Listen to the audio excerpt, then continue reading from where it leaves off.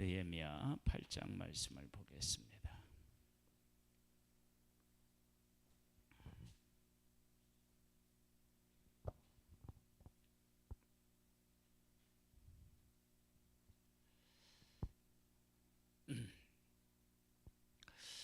바벨론의 포로로 잡혀간 후에 1차, 2차, 3차에 걸쳐서 귀환을 하게 되는데, 첫 번째는 수룹바벨을 통해서 이제 앞세워서 인술하여서 이제 그 귀환을 하여서 성전을 재건합니다. 그리고 두 번째는 에스라를 통해서 이제 귀환을 하고 백성들을 이제 가르치는 일을 하지요. 그리고 이제 세 번째는 느헤미야를 통해서 이제 귀환을 하게 되고 성벽을 재건하게 됩니다. 그런데 이 세 가지는 다 물론 이제 에스라 같은 경우는 백성들을 가르치는 일을 하지만 성전을 건축하고 난 후에도 에스라가 와서 말씀을 가르치고요. 성벽을 건축하고 나서도 백성들을 가르칩니다. 왜 이렇게 하느냐 그러면, 하나님의 백성이 바벨론의 포로로 잡혀간 것은 하나님의 말씀대로 살지 않았기 때문에 그렇습니다. 하나님의 말씀대로 사는 것이 이스라엘의 진정한 회복이죠. 그러니까 회복은 성전을 세우고 성벽을 세우는 것도 되지만, 성전이 허물어지고 성벽이 허물어지는 것은 하나님의 백성들이 하나님의 말씀대로 살지 않아서 그렇게 무너지는 거예요. 그래서 무엇보다도 우선돼야 되고 소중한 것은 뭐냐면 하나님의 백성들이 말씀대로 사는 것입니다. 그런데 말씀대로 살지 않으면 우리에게 보이는 것들 중에서 말씀대로 살지 않아서 생기는 일들이 있어요. 그러니까 내가 말씀대로 살지 않으면 행동에서부터 보통 나타나기는 하지만 모든 사람이 부인할 수 없는, 부정할 수 없는 그런 현상이 나타나는데, 이스라엘 백성들에게는 무엇으로 나타나냐면 성전이 무너지는 것으로 나타나고, 더 근본적으로는 제사가 무너지는 것으로 나타나겠죠. 그러니까 제사가 무너지고 성전이 무너진다라고 하는 것은 하나님의 백성들이 하나님을 떠나서 살고 있다라고 하는 것을 우리 그들 눈으로 볼 수 있는 것입니다. 그래서 성전을 재건하고 성벽을 다시 세우는 이 일은 하나님의 말씀대로 이들이 다시 회복되고 있다라고 하는 것을 그들 눈으로 볼 수 있는 것이기도 합니다. 그러니까 성전과 성벽이 세워지는 것이 그만큼 중요한 것입니다. 지금 유럽 같은 경우는 예전에 그렇게 그 위에 조상들이 정말로 헌금 열심히 하고 말씀대로 살아서 예배당을 건축해 놓았는데, 그 예배당이 지금 어떻게 되었느냐? 술집으로도 팔리고요, 사원으로도 팔리고요, 그리고 또 하여간 그렇게 다 팔려나가는. 그러면 그 성전이 예배당이라고 하는 것이 우리 이제 성전은 이제 우리인데, 그러면 그 유럽에서 그렇게 예배당으로 쓰였던 곳이 그렇게 팔려나간다고 하는 것은 유럽에 살고 있는 그리스도인들이 어떻게 해요? 줄어들었고, 그리고 하나님을 하나님으로 제대로 섬기고 있지 못하다라고 하는 것을 보여주는 거잖아요. 우리 이제 한국도 그런 위기를 가지고 있다, 그렇게 이야기를 하는데, 우리는 한국 교회는 정말 넘어지면 안 됩니다. 왜냐? 우리가 넘어지면 전 세계적으로 문제가 될 수 있어요. 그래서 우리가 정신을 차리고 말씀 안에서 들어와서 말씀 안에 서야 할 줄로 믿습니다. 한번 보겠습니다. 8장 1절로부터요. 이스라엘 자손이 자기들의 성읍에 거주하였더니 일곱째 달에 이르러 모든 백성이 일제히 수문 앞 광장에 모여 학사 에스라에게 여호와께서 이스라엘에게 명령하신 모세의 율법책을 가져오기를 청하매 일곱째 달 초하루에 제사장 에스라가 율법책을 가지고 회중 앞 곧 남자와 여자와 알아들을 만한 모든 사람 앞에 이르러 수문 앞 광장에서 새벽부터 정오까지 남자나 여자나 알아들을 만한 모든 사람 앞에서 읽음에 뭇 백성이 그 율법책에 귀를 기울였는데, 하나님의 백성 한두 사람이 아니라 모든 하나님의 백성들이 말씀을 듣게 되고 그 말씀에 귀를 기울이게 됩니다. 그때의 학사 에스라가 특별히 지은 나무 강단에 서고 그의 곁 오른쪽에 선 자는 맏디다와 스마와 그다음에 또 뭐야? 아냐냐와 우리야와 힐기야와 마하세야요. 그의 왼편에 선 자는 부다야와 미사엘과 말기야와 하숨과 하스바다나와 스가랴와 무슬람이라. 제가 이렇게 가끔 뭐냐면 아야 그리고 안지 얀지 이게 이렇게 잘 안 보일 때가 있습니다. 머리 허연 거 봐요. 그럴 만도 하죠.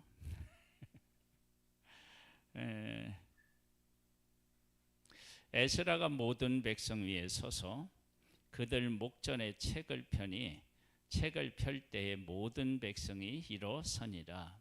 그러니까 지금 모든 백성이 모이고 말씀을 읽으려고 펼 때 모든 사람이 일어섰다라고 하는 것은 말씀을 얼마나 소중히 여겼는지 알 수 있고, 그런 것들이 이미 회복의 모습으로 나타난 것입니다. 그러니까 말씀을 얼마나 소중하게 여기느냐, 이것을 보면 그 사람이 뭐냐면 하나님 앞에서 바른 신앙을 가지고 있는지를 알 수 있습니다. 그래서 악기를 다루는 사람은 악기를 소중하게 여기겠죠. 그렇죠?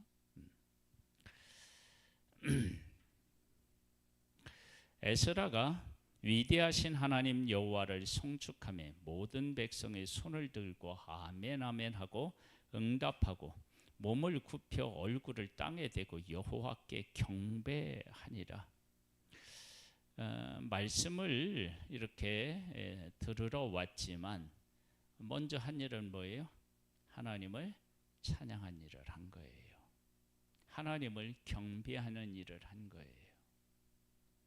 그러니까 하나님을 찬양하고 하나님을 경배하는 이 모습, 모든 백성에 나와 말씀을 펴질 때 일어서는 이런 모습을 통해서 이들은 이미 하나님 앞에서 바르게 그 마음들이 세워져 있었다라고 하는 사실을 알 수 있습니다. 이러한 일들이 무엇을 통해서 확인이 또 가능하냐 그러면 성벽을 재건하는 데 있어서 그렇게 방해 공작이 심했음에도 불구하고 한 손에는 무기를 들고 한 손에는 연장을 들고 성벽을 재건하는, 그리고 완공한 그런 모습들을 통해서 확인할 수 있습니다. 그래서 우리가 이 말씀을 나눌 때 우리가 이런 이야기를 했어요. 방해하는 사람들이 그렇게 끝까지 방해한다면 그 방해도 그들의 힘만으로는 안 됐을 것이다. 그건 악한 영에 의하여서 지배를 받고 그랬기 때문에 그랬을 것이다. 그러면 끝까지 하나님의 말씀에 순종하는 것도 우리의 힘으로는 안 되고 어떻게 해요? 하나님의 도우시는 힘으로 가능하다. 그래서 하나님의 사람들은 악한 어둠의 세력이 방해한다 할지라도 그 방해에 굴하지 아니하고 하나님의 온전하신 뜻을 이루어가는 사람이다. 그래서 하나님께서 하나님의 백성들을 70년 만에 회복시키시겠다고 하셨을 때 바벨론에서 약속의 땅으로 돌아오는 것만을 의미하지 않고 그곳에서 성벽이 성전이 세워지고 그리고 성벽이 세워지고 백성들이 새롭게 되고 하나님이 주시는 분배해서 주시는 기업의 땅에서 하나님의 말씀대로 지키며 살아가는 것을 회복이라고 하는데 하나님이 그런 것을 지금 약속하신 것을 이루어가고 계시다라고 하는 것을 알 수 있습니다. 예수아와 바니와 세레바와 야민과 악급과 사부대와 호다야와 마하세야와 그리다와 아사랴와 요사밧과 하난과 블라야의 레위 사람들은 백성이 제자리에 서 있는 동안 그들에게 율법을 깨닫게 하였는데 하나님의 율법책을 낭독하고 그 뜻을 해석하여 백성에게 그 낭독하는 것을 다 깨닫게 하니 백성이 율법의 말씀을 듣고 다 우는지라.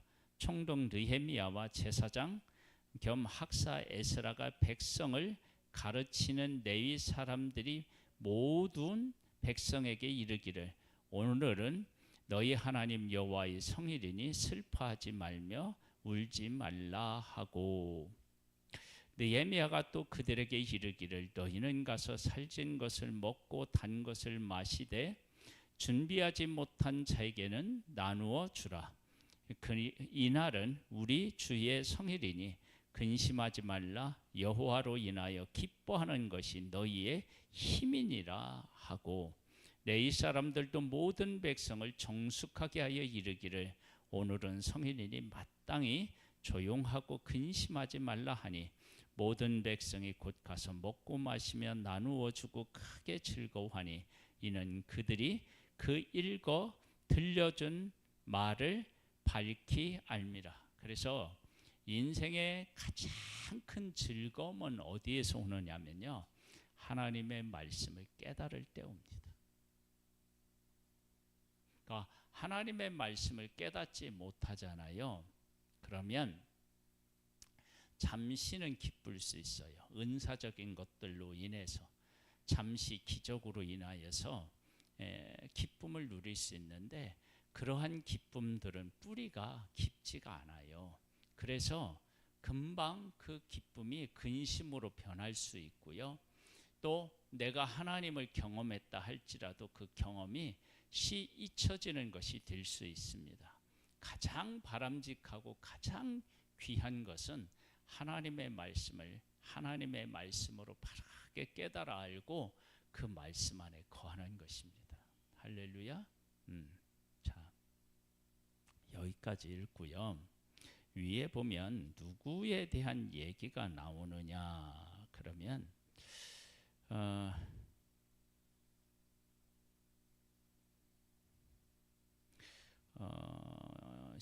어디 보자. 10절에 보면 이렇게 나와요. 느헤미야가 또 그들에게 이르기를 너희는 가서 살찐 것을 먹고 단 것을 마시고 준비하지 못한 자에게는 나누어지라. 이날에 우리 주의 성일이니 이날은 우리 주의 성일이니 근심하지 말라. 여호와로 인하여 기뻐하는 것이 너희의 힘이니라. 레위 사람들도 그렇게 얘기를 하고요. 잠깐만요. 9절 말씀을 읽어야 되겠네요. 백성이 율법의 말씀을 듣고 다 우는지라. 총독 느헤미야와 제사장 겸 학사 누가 나와요? 에스라가 나오죠. 자, 이제 이 에스라 그리고 이제 느헤미야가 나오는데 우리 이제 여기서 한번 이런 것을 한번 생각해 봐야 돼요. 1차 귀환은 누구를 중심으로 했죠? 스룹바벨. 그리고 2차는 누구요? 에스라죠. 그렇죠? 그러면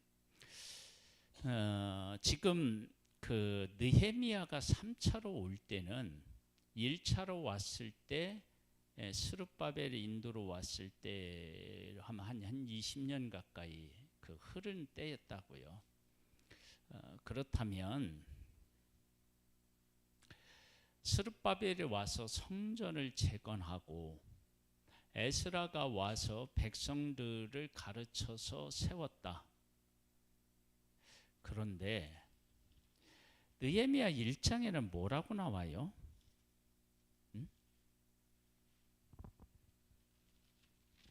이렇게 나와요.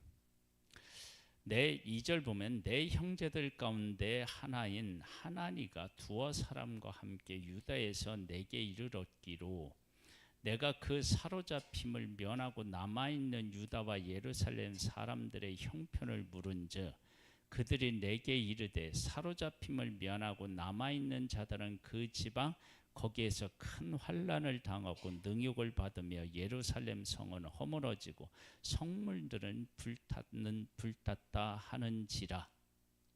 그러면 스룹바벨이 와서 한 일과 에스라가 와서 한 일은 도대체 뭐죠?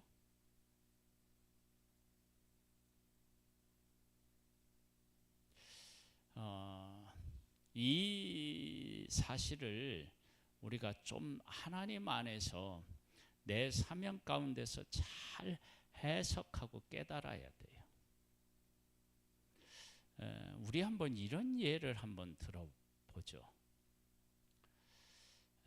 저희 이제 제 전임을 하셨던 이제 목사님 이창희 목사님이셨어요. 제가 그 목사님 뒤를 이어서 우리 교회를 담임하고 그 목사님이 목회하신 것을 이렇게 보면서 어떻게 이렇게 했을까? 그렇게 느낀 것이 있었어요. 그렇게. 그러면 제가 이제 뭐 나이를 먹어서 그렇든 어떤 상황이 있어서 그렇든 우리 교회를 다른 후임자에게 이렇게 넘겨주고 가면 그 후임자는 내가 맡아 한 우리 교회에서 그런 걸 느낄까요? 못 느낄까요? 느낄 거예요. 아무리 훌륭한 사람이라 하더라도 완벽할 순 없어요. 그리고 전임하셨던 우리 이 목사님을 지금 나보다 훨씬 더 훌륭한 목회자라고 여기는 성도들이 있겠죠.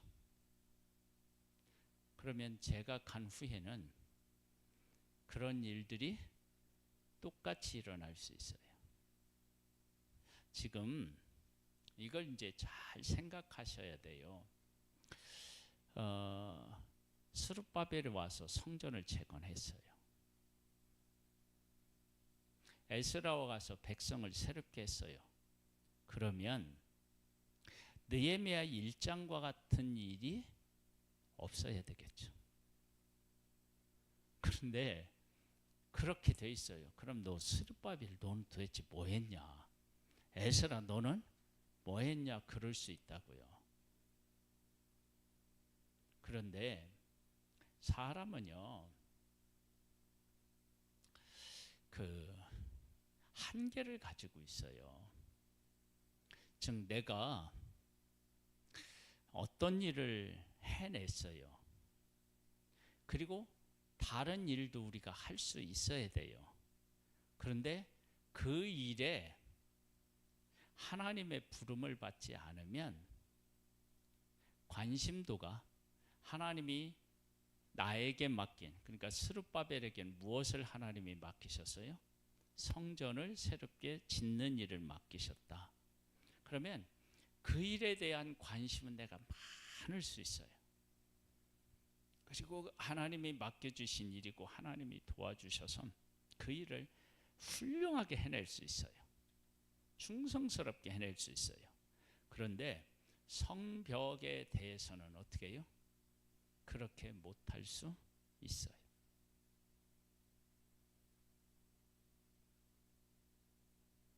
하나님께서 다윗이 성전을 짓고 싶었는데 못 짓게 하셨어요. 아들 솔로몬이 짓는데. 그러면서 하나님 뭐라고 말씀하셨냐면 너는 피를 많이 흘려서 안 된다 그랬어요. 그러면 다윗이 피 흘린 것이 다윗의 개인의 원한을 갚기 위해서 피 흘린 건가요? 아니에요. 하나님의 백성들을 위해서 싸우다가 피를 흘린 거라고요. 그러면 다윗 입장에서 봤을 때는 뭐예요? 억울하지 않아요? 하나님의 백성을 위해서 싸우다가 피를 흘렸는데 피 흘린 것 때문에 성전을 짓지 말라고 하면, 그런데 그런 이유가 있어요. 어떤 이유가 있느냐 그러면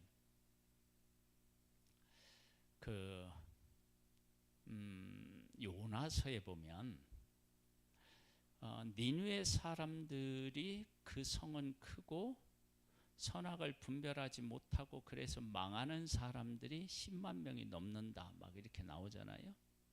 그러면 그런 사람들이 하나님은 망하는 걸 원치 않으셔요. 그러니까 하나님에게는 뭐가 있느냐면 절대 정의도 있지만 절대 의도 있어요. 절대의. 그러니까 싸움을 할 때 하나님이 심판하셔야 될 사람과 하나님이 구원하실 사람이 명확하게 어떻게 돼요? 구분이 돼요. 그런데 사람은 그게 가능할까요? 안 가능할까요? 안 돼요. 그게 안 된다고요. 그러니까 하나님께서 누구를 심판하실다 그럴 때 그 사람의 죄에 대해서 정확하게 심판하시지만 인간은 인간적인 개인의 감정이 이런 것들이 어떻게 해요? 이입돼서 절대적인 의와 정의와 공의를 가지고 심판하는 것이 불가능해요. 그래서 하나님이 원하시는 전쟁과 순종해서 사람들이 전쟁을 했다가 하지만 사람이 전쟁한 것은 어떻게 해요? 차이가 있는 거예요. 차이가 있다고.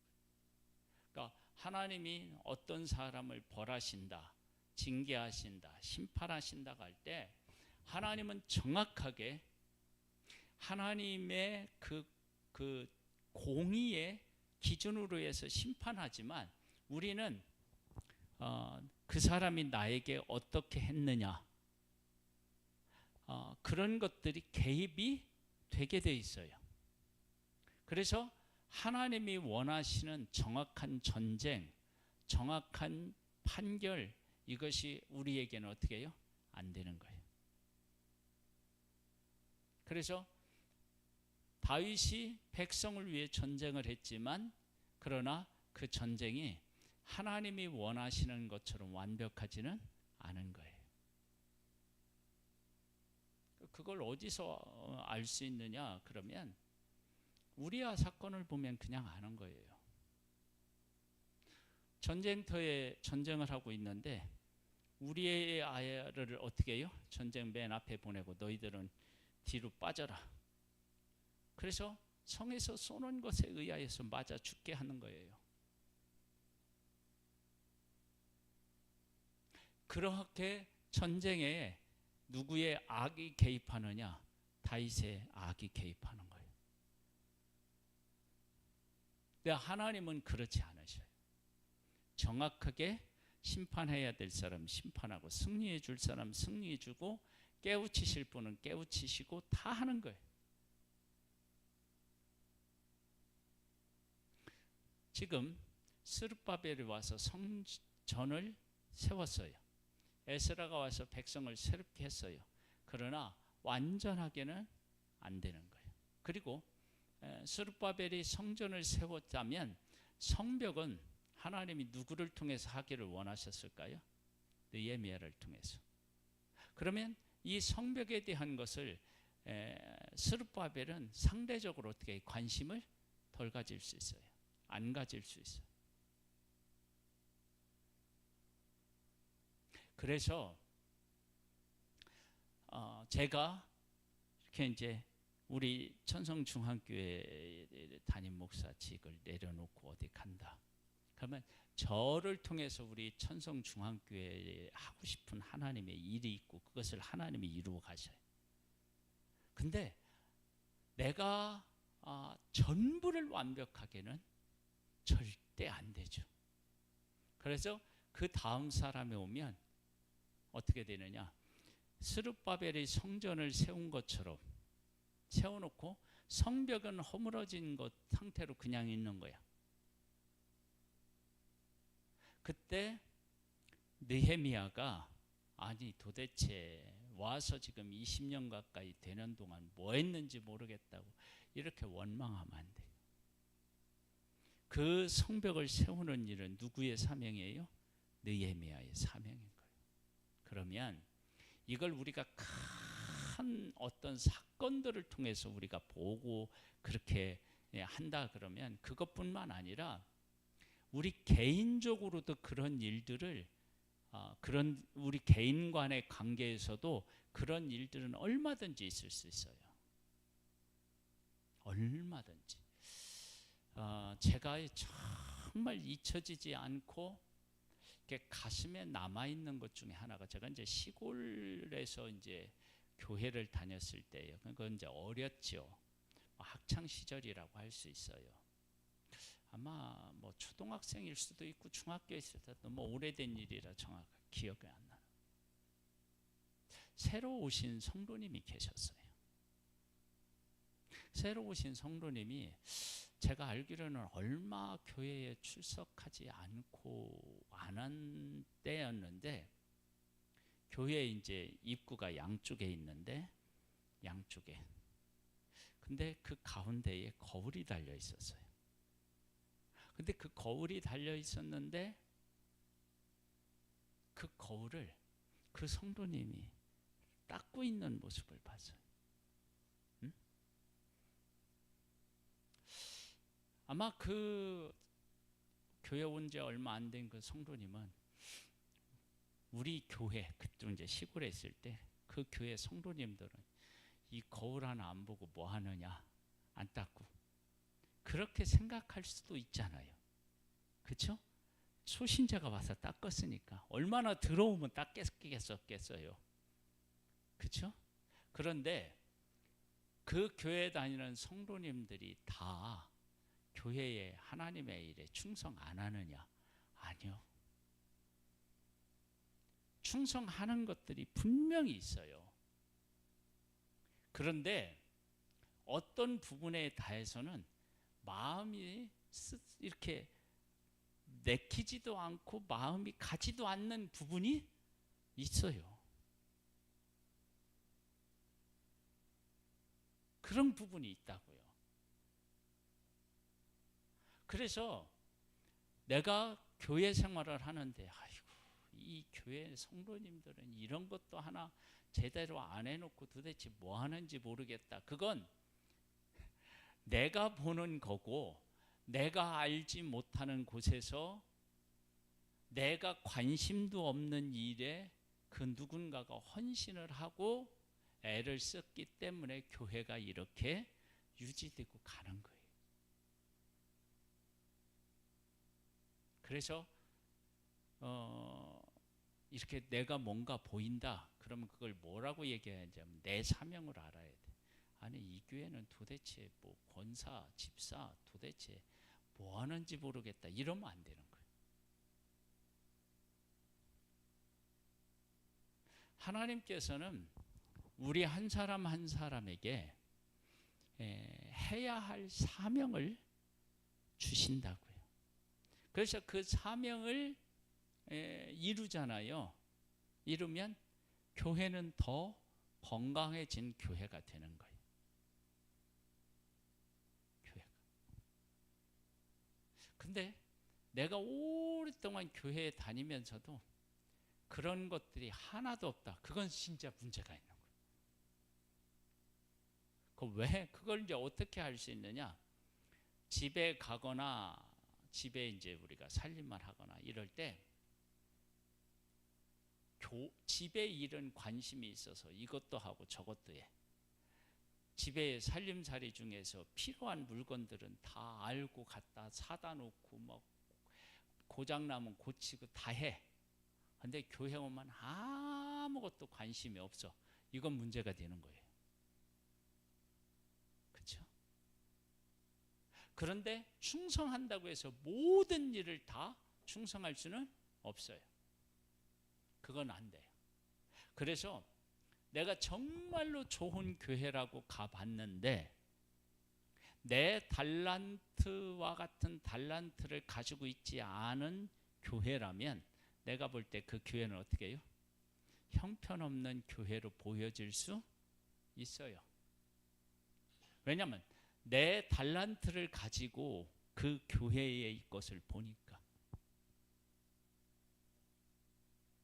그렇죠? 그래서 지금 느헤미야가 성벽을 재건하면서 스룹바벨은 뭐 했대? 지금 여기 에스라가 나오는데 에스라는 뭐 했대? 그렇게 할 수도 있는 상황인 거예요. 그런데 성벽을 세우는 일은 하나님이 누구에게요? 느헤미야에게 맡기셨어요. 그럼 느헤미야에게 맡기셨으면 다른 사람은 이 일에 대해서 어떻게 해요? 관심이 덜할 수밖에 없죠.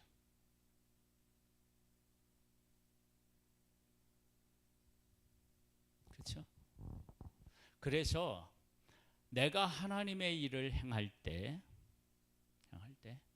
내가 지금 하고 있는 교회에 대한 충성이 교회의 온전함을 세우는 일에 한 부분을 담당하고 있는 것이지 전부를 하고 있는 게 아니에요. 그래서 교만해질 수가 없고요.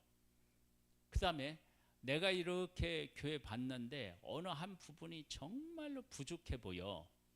그러면 교회가 충성하지도 않고 교회답지 못한 교회라고 비난해야 될 문제가 아닌 거예요. 왜냐하면 다른 사람은 다른 문제에 대해서 충성을 한 거죠. 성전을 세우는 일에도 얼마나 힘들었어요. 어려움이 많았어요.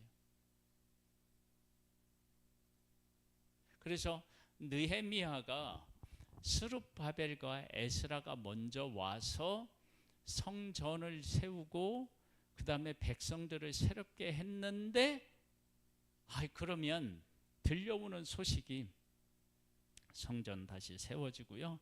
백성들은 에스라 와서 가르치고 그래서요.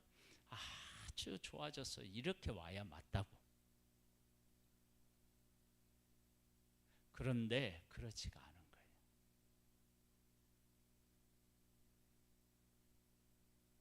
거예요. 그럴 때 느헤미야는 누구에 대한 원망이 있나요, 없나요? 없잖아요. 내게 맡겨진 일을 감당하는 거예요. 그리고 백성을 가르칠 때 누구와 같이요? 에스라와 같이. 이것이 하나님의 백성들이 하나님 앞에서 충성하는 모습인 거예요. 그래서 지금 느헤미야가 와서 성벽을 재건하는 일을 보고 먼저 왔던 백성들이 맞아. 우리가 성벽을 저렇게 재건하고 또 우리가 와서 말씀대로 산다고 하지만 말씀대로 살지 못한 부분들이 있고 그래서 지난번에 뭣도 있었어요? 이방인들하고 어떻게 해요? 결혼하고 막 이런 문제도 생겼었잖아요. 그 문제가 있던 거예요. 그런 일들이 있고 백성들도 이제 돌아와서 사는데 다시 옛날에 그 바벨론의 포로로 잡혀가기 전의 모습, 제약된 상태의 모습이 싹 없어진 게 아니라 다시 그들과 더불어 막 이렇게 혼합되거나 막 이런 일들이 이제 생기기도 하고 그런 거예요. 그런 상태에서 한 해, 두 해 흘렀을 가능성이 있는 거예요. 다시 하나님께서 느헤미야를 불러서 성벽을 재건하고 백성들을 말씀으로 갇히고 이런 일들을 통해서 먼저 온 사람들에게 우리가 이런 부분을 성전을 우리가 세웠다 하지만 이런 부분에서 우리가 너무 게으르게 있었구나라고 하는 사실을 깨달아 알게 되었겠죠. 그러면서 하나님께서 하나님의 백성을 70년 만에 회복시키시겠다고 하는 일들이 하나하나 어떻게 해요? 이루어져 가는 거예요. 그래서 우리가 하나님 앞에 충성할 때 내가 다 할 수 없다. 그리고 내가 어디 가서 봤는데 이렇게 형편없냐 이 교회가, 그렇게 보이는 것은 형편없는 교회가 있기 때문이 아니라 그 교회도 나름대로 교회를 세우기 위해서 어떻게 해요? 애쓴 사람들이 있어서 그 교회가 존재하는 거예요. 그러면 내가 봤을 때 부족하다고 느끼는 것은 하나님이 어떻게 해요? 내가 그 일을 하라고 보낸 것이 하나님이. 그러면서 우리가 한 가지 꼭 질문해야 된다고 그랬어요. 나는 교회에 생활을 하면서 그런 게 보이냐? 하나도 안 보인다. 그러면 그건 반드시 문제가 있는 거예요. 안 보일 수가 없어요. 왜 안 보여요? 보여야지. 안 그래요? 안 보인다라고 하는 것은 교회에 대한 관심이 없고 사랑이 없기 때문에 그런 거예요. 근데 내가 사랑과 관심이 있다고 해서 모든 것을 볼 수 있는 건 아니에요. 그리고 모든 것을 할 수 있는 것도 아니에요. 그래서 새로운 사람이 오면 교회에서 교회의 모습을 보고 실망할 수 있어요. 왜? 내 관점으로 보는 교회가 저런 모습이 아니다고 생각할 수 있기 때문에, 그것은 그 사람을 하나님이 보내서 말씀 안에 서서 그 일을 감당해서 좀 더 나은 교회로 세우기 위한 하나님의 계획인데, 그런 계획을 이해하지 못했기 때문에 생기는 일들이.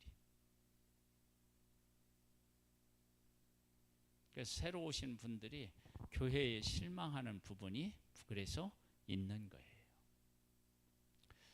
자, 마지막 부분 한번 읽고 마무리하겠습니다. 그 이튿날 백성의 족장들과 제사장들과 레위 사람들이 율법의 말씀을 밝히 알고자 하여 학사 에스라에게 모여서 율법에 기록된 바를 본즉 여호와께서 모세를 통하여 명령하시기를 이스라엘 자손은 일곱째 달 절기에 초막에서 거할지니라 하였고, 또 일렀으되 모든 성읍과 예루살렘에 공포하여 이르기를 너희는 산에 가서 감람나무 가지와 들감람나무 가지와 화석류 나무 가지와 종려나무 가지와 기타 무성한 나무 가지를 가져다가 기록한 바를 따라 초막을 지으라 하라 한지라. 백성이 이에 나가서 나뭇가지를 가져다가 혹은 지붕 위에 혹은 뜰 안에 혹은 하나님의 성전 하나님의 전뜰에 혹은 숨은 광장에 혹은 에브라임 문 광장에 초막을 짓되 사로잡혔다가 돌아온 회중이 다 초막을 짓고 그 안에서 거하니 눈의 아들 여호수아 때로부터 그날까지 이스라엘 자손이 이같이 행한 일이 없었으므로 이에 크게 기뻐하며 하나님의 말씀대로 했더니 뭐가 있어요? 기쁨이 있어요. 이 세상의 가장 큰 기쁨은 말씀대로 말씀을 깨닫고 말씀대로 살아서 오는 거예요. 에스라는 첫날부터 끝날까지 날마다 하나님의 율법책을 낭독하고 무리가 이레 동안 절기를 지키고 여덟째 날에 규례를 따라 성회를 열었느니라. 하나님의 말씀이 회복되는 거예요. 우리의 신앙은 항상 어디에서부터 출발하고 어디로 통해서 어디에 이르러야 돼요?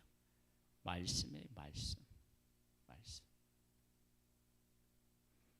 말씀이 우리에게 와서 깨닫고는 기쁨을 얻어야 되고요. 그리고 말씀을 지키는 기쁨이 있어야 되고요. 말씀을 이루기 위해서 살아가는 삶이 있어야 되는 것입니다.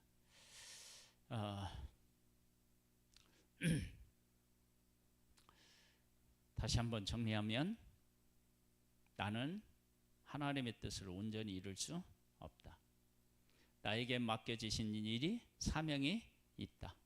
그것으로 보면 다른 사람이 형편없는 신앙생활을 하는 것처럼 보일 수도 있는데 그것이 아니라 다른 사람은 자기에 맡겨진 또 다른 일에 충성했기 때문에 교회가 있는 것이다. 그래서 내가 그 심각하게 보이는 문제는 나의 사명으로 깨달아 알고 그 일을 하면 주변에 있는 사람들이 어떻게 느끼느냐, 저것을 저렇게 했어야 되는데 우리가 참 부족했구나, 그러면서 깨닫는 일도 일어나는 그런 아름다운 역사를 우리가 만들어낼 수 있습니다. 이런 복된 우리의 삶이 되기를 주님의 이름으로 축복합니다. 하나님 아버지 감사합니다. 우리로 하여금 말씀을 깨닫는 기쁨과 말씀이 이루어지는 기쁨이 우리 안에 충만케 도와주시고 나의 부족함을 알게 하시고 나의 사명을 또한 깨달아 알게 도와주옵소서. 예수님의 이름으로 기도드립니다. 아멘. 94장으로 찬양을 드리겠습니다. 주 예수보다 더